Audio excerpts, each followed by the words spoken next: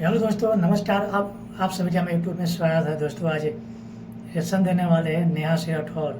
देखिए इस डिबेट में कितना बेइज्जती हुआ है, आप सोच भी नहीं पाएंगे। देखते हैं इस वीडियो में। दोस्तों क्या हुआ जब हमेशा उछलने वाली और खुद को डीएम समझने वाली नेहा सिंह राठौर का सामना अनिला सिंह से हुआ। वैसे तो आपने नेहा सिंह राठौर की कई सारी बेइज्जती वीडियोस देखी होंगी, लेकिन ये वीडियो बहुत स्पेशल है। इसमें अनिला सिंह ने ऐसा धोया है नेहा सिंह राठौर को कि कम से कम अगले 4-5 हफ्तों तक वो कभी टीवी पर नहीं आई होगी। नेहा सिंह राठौर की बेइज्जती का सिलसिला जो है वो बहुत पुराना है और किस तरह से आप देखते हैं कि पक्षपाती ये गाना गाती है, लेकिन अनिला सिंह ने आज इसका अच्छा इलाज कर दिया। तो वीडियो को एंड तक जरूर देखना। जय हिंद। सीधी में जो हुआ उसको लेकर आपने सीधा सीधा बहुत कर दिया, थोड़ा दाएं बाएं कर लेती। अब उसको बीजेपी, अब ठीक है भाई गलती हो गई, बहुत बड़ी गलती हो गई, लेकिन उसको आरएसएस से जोड़ देना, हाफ पैंट का फोटो चिपका देना और फिर ऐसा लगता है कि टारगेटेड सब कर रही हैं आप सब। आपका लक्ष्य निर्धारित है कि इनको कोई मौका मिले तो एकदम गर्दन मरोड़ के पूरा बता देना है कि तुमसे बड़ा दोषी कोई नहीं। ज्ञानेंद्र जी, मैं आपसे भी पूछना चाहती हूँ, वो कार्टून आपने भी देखा होगा, आपको कहाँ उसमें दिखा कि क्या बोलते हैं ये आरएसएस से रिलेटेड कुछ भी है? अगर मैं बात करूँ व्हाइट शर्ट की, व्हाइट शर्ट आप नहीं पहनते कि हम नहीं पहनते। बात रही ब्राउन नेकर की, ब्राउन नेकर आप नहीं पहनते कि हम नहीं पहनते। अभी गर्मी में तो ज्यादातर लोग आपको नेकर में ही दिख जाएंगे। चड्ढा समझाओ इसे, समझाओ भाई। नेहा सिंह राठौर ये कह रही है कि आरएसएस से उसका कोई लेना देना नहीं है, ये कह रही है। हाँ। डर गई हैं आप एफआईआर से? बिल्कुल नहीं, मुझे लगता है कि एफआईआर हो गई है। हाँ, एफआईआर हुई है। आपको डर लगने लगा है? आपको लग रहा है अगर डर लगा होता ज्ञानेंद्र जी तो सबसे पहले मैंने उस ट्वीट को डिलीट किया होता ना। मैं गलत नहीं हूँ तो मैं डंके की चोट पे बोल सकती हूँ कि भाई क्या गलत किया है। उत्तर प्रदेश तो हो रहा है विकास के नाम पे चुस्त, और अखिलेश यादव जी नेहा ठाकुर के घटिया गानों पे हो रहे हैं मस्त। सो ये सोच रहे हैं वो काबा कर कर उत्तर प्रदेश की जनता जो है उससे ये भाई लूट लेंगे। ये इनका किरदार दिखलाता है। ये किरदार दिखलाता है कि छोटे छोटे बच्चों को कैसे 25 साल की लड़की है उसको रेडिकलाइज कर कर उल्टे सीधे उससे गाने गवाते हैं और उस पे वाई करके और उसको रीट्वीट करके बहुत बड़ी बात आप कह रही हैं, इस्तेमाल करते हैं। आप बहुत बड़ी बात कह रही हैं, बताइए अनिला जी। धागे जो हैं वो लाल टोपी की गुंडागर्दी वाली पार्टी के हाथ में है क्या? वो युवा है, 2.5 साल से गा रही है ना, 23 साल की उम्र से। और सुचित्रा जी अभी आप देख लीजिए परसों क्या किया इस लाल टोपी की गुंडागर्दी ने। नेहा ठाकुर दुनिया भर के गाना गा के जो ये लोग रेडिकलाइज करके उससे गाना गवाते हैं, इनसे पूछिए कि ऑनरेबल गवर्नर हाउस में बोलना चाह रही थी और किस प्रकार से बदतमीजी इन लोगों ने करी है उनके साथ। ये महिला सम्मान होता है?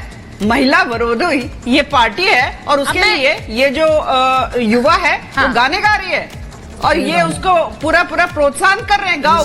मैं एक बार बता दूं, नेहा जी जुड़ गई है हमारे साथ। एक बार मैं नेहा जी के पास जा रही हूँ, नेहा जी जुड़ गई है हमारे साथ, मैं नेहा जी के पास जा रही हूँ। नेहा जी, आज उत्तर प्रदेश के लिए एक अहम दिन है क्योंकि आज बजट पेश हुआ है, लेकिन बजट पर चर्चा ना होकर यूपी में काबा वर्सेस बाबा की जो डिबेट है वो फिर से वापस आ गई। मुझे एक नोटिस मिला है जिसपे मैंने यूपी में काबा सीजन 2 करके एक गीत गाया था जो कानपुर में कांड हुआ था। जिस तरह से एग्जॉस्ट ऑन कर दो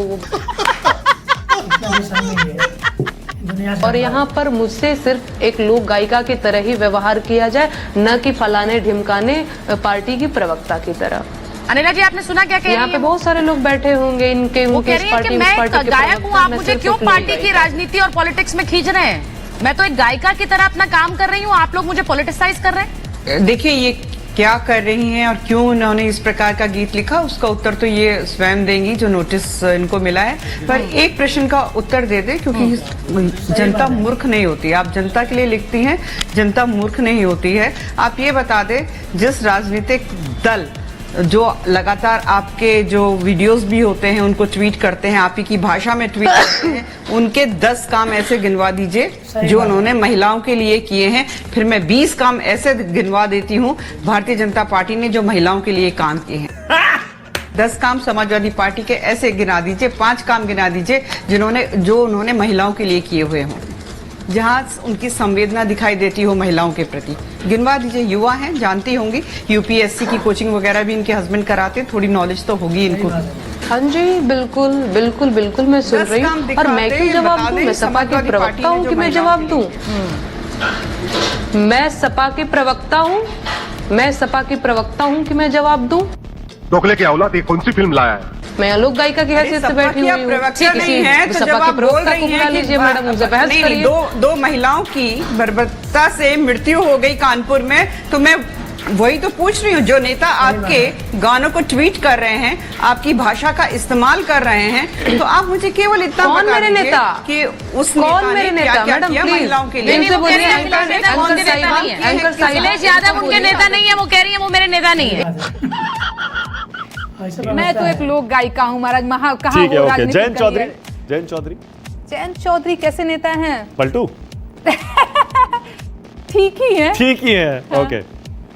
शिवराज सिंह चौहान, क्योंकि आपने एमपी में काबा लिखा इसलिए। शिवराज सिंह चौहान मामा जी कहते हैं, उनको भैया कहती हैं, लाडली बहना ऐसा मेरे स्कीम ऊपर चलाया। 4 FIR करवाने वाले मामा, भांजी के ऊपर, लाडली भांजी के ऊपर 4 FIR करने वाले मामा जी। ये अच्छा था।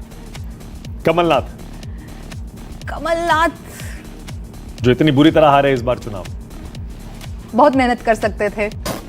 नेहा सिंह राठौर के पास, नेहा सिंह राठौर जो कन्हैया भाई के जो सवाल है उनका तो आप जवाब दीजिएगा, लेकिन ये एक सवाल है कि आपको सिर्फ बुराइयां दिखती हैं। रामचरितमानस को लेकर इतनी बातें कही गई, आपने उस पर कुछ नहीं लिखा।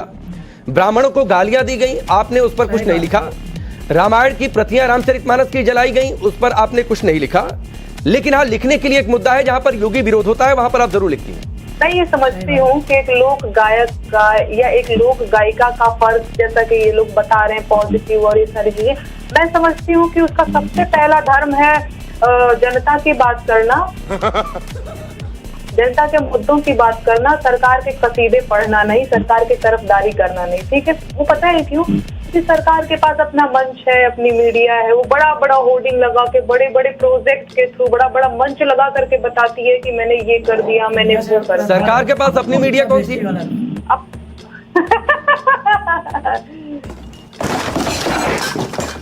इस तरह से तरीके से मुझे इंसल्ट किया जाता है तो हाँ, इसका कीमत तो मुझे चुकाना पड़ता है। आपको क्या लगता है? मैं लोगों को भी बता देना चाहती हूँ। आपको लगता है ना कि बहुत क्या बोलते हैं, मेरी आदत रोने की नहीं है, मेरी आदत वो नहीं है कि हाय मैं तो सड़क पे आ गई हूँ जी, मुझे भीख दे दो। नहीं, मैं बहुत स्वाभिमानी लड़की हूँ। नून रोटी भी जिस दिन खाऊंगी ना, उस दिन मैं ये नहीं कहने जाऊंगी कि मुझे। दोस्तों, नेहा सिंह राठौर की इंसल्ट वीडियोस तो आपने बहुत देखी होंगी। खुद को खुद ही लोक गायिका बोल के ये हमेशा बीजेपी को टारगेट करती है, और वो स्टेट्स जहाँ पे ऑपोजिशन की सरकारें हैं उनको कुछ नहीं बोलती, उन पर कोई भी गाना नहीं बनाती, लोकगीत नहीं बनाती। ये हमेशा पीएम मोदी और योगी को टारगेट करती है और आरएसएस को टारगेट करती है। इतनी बार मुंह की खाने के बाद भी और इतनी बार टीवी पर आके बेइज्जती कराने के बाद भी ये सुधरने का नाम नहीं ले रही। इतने केस हो गए इस पे, लेकिन फिर भी ये विपक्ष के इशारे पे काम करती है रोजी रोटी के लिए। हेलो दोस्तों, आपको वीडियो कैसा लगा नेहा सिंह राठौर का इतना बेइज्जती और डिबेट में? नेहा सिंह सिर्फ ठाणे से एक चमचा है। आप कमेंट करके बताइए वीडियो नेहा सिंह क्या है। नए हैं चैनल सब्सक्राइब जरूर करिए, वीडियो लाइक कीजिए और शेयर कीजिए। फिर नेक्स्ट वीडियो मिलती है आप सभी के बीच में।